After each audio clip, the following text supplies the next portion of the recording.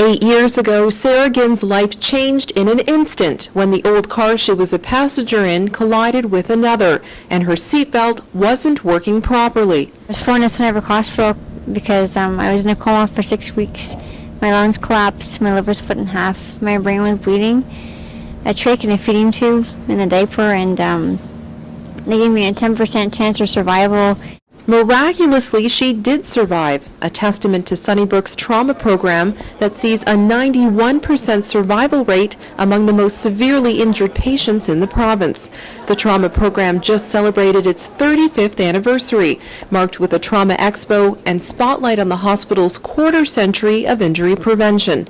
What we know from the over 22,000 trauma patients that we've seen, the majority, if not all, could have been prevented. So our message is simple. Take an extra 30 seconds to think about what they're about to do. As the first responder to many horrific traffic collisions, Sergeant Tim Burrows says prevention is critically important, especially as the May-long weekend unofficially kicks off the summer and trauma seasons. The propensity to have risk involved in your celebrations is huge, and that starts there and it continues for the entire season. We do see an increase in collisions, we do see an increase in traumatic risk factors. It's something, though, that's preventable. It doesn't have to happen.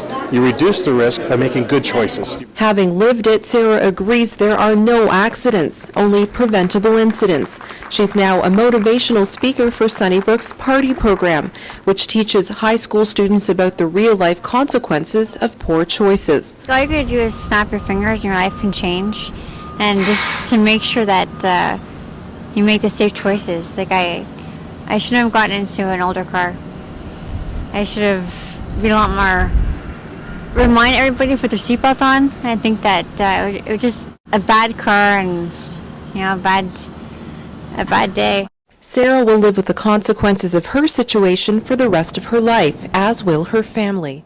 The hope is to spare others what she's lived through and to keep the trauma room empty. With Sunnyview, I'm Monica Mattis.